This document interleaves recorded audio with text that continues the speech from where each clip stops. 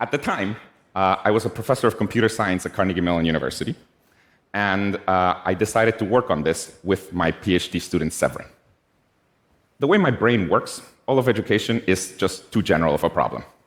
So I decided, let's start by teaching one thing.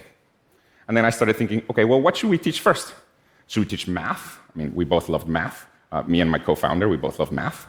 And we didn't decide to do math. Then we started thinking, well, maybe we should teach computer science. But eventually, and this is maybe surprising to people in North America, eventually we decided that the best subject to start with was teaching foreign languages. And let me tell you why. There's a number of reasons. One of them is that there's a huge audience for it. There's about 2 billion people in the world learning a foreign language, both in school and outside of schools. Most of these people, by the way, are learning English. About 80% of them are learning English. In this weird map right here, all the countries in green are countries in which people are predominantly learning English.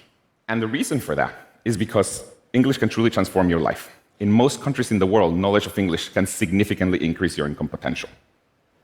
So this is another reason why we decided to start with foreign languages, and it's because you can directly make more money if you learn another language, in particular English.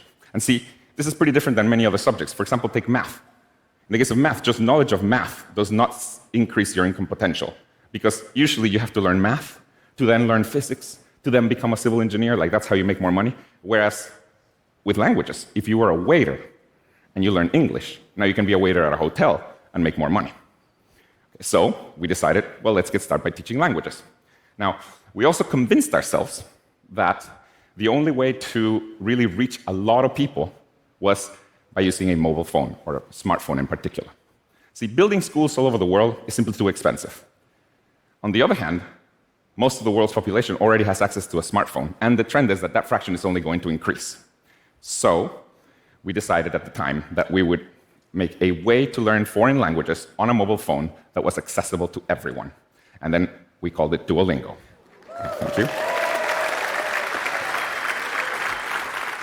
Now, in order to truly be accessible to everyone, rich and poor, Duolingo uses a freemium model to support itself.